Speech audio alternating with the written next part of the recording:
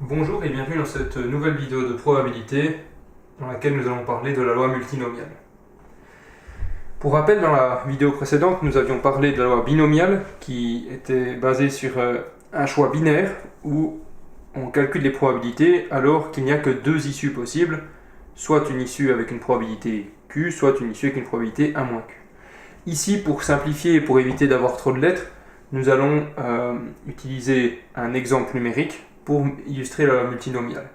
Ici, la différence est que plutôt qu'avoir simplement deux choix, il y a plus de deux choix, d'où le multi dans multinomial.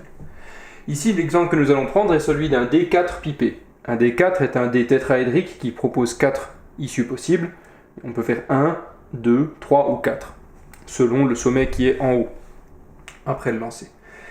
Et ici, imaginons que le dé est pipé de telle manière que la distribution soit la suivante. La probabilité de faire 1 est de 0,4, la probabilité de faire 2 est de 0,25, la probabilité de faire 3 est de 0,2, et enfin, la probabilité de faire 4 est ce qui reste, c'est-à-dire 0,15.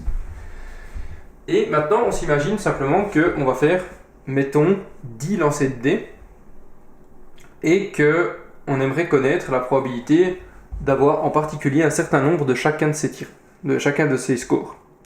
Par exemple, posons-nous la question, sur 10 lancers,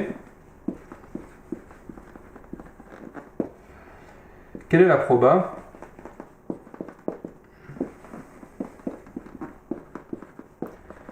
de faire, et ici je vais lister, de faire 4 fois 1, 2 fois le 2, 2 fois le 3, et puis 2 fois le 4.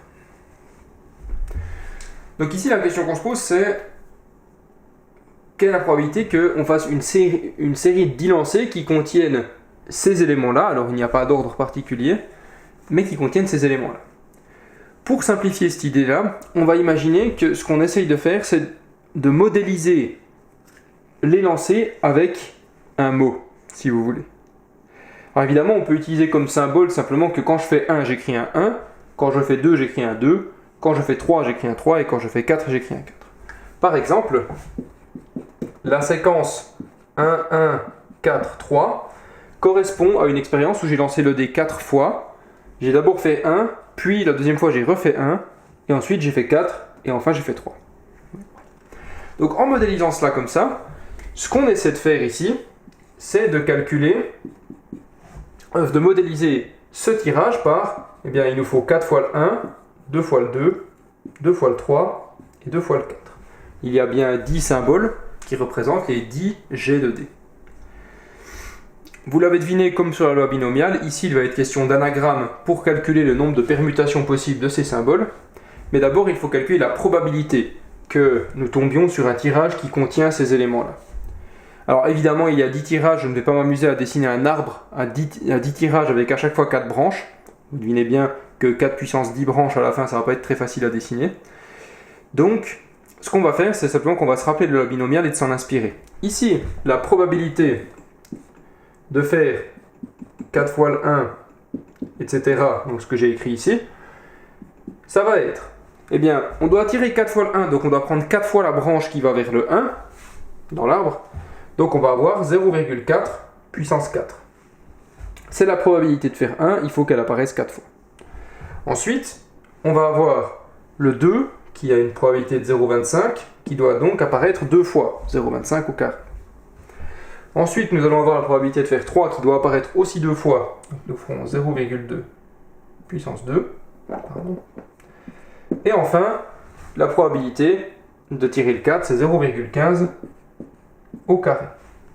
Ça, c'est la probabilité d'une des combinaisons où j'ai tiré 4 fois le 1, 2 fois le 2, 2 fois le 3 et 2 fois le 4. C'est l'une parmi toutes les façons qu'il y a de tirer.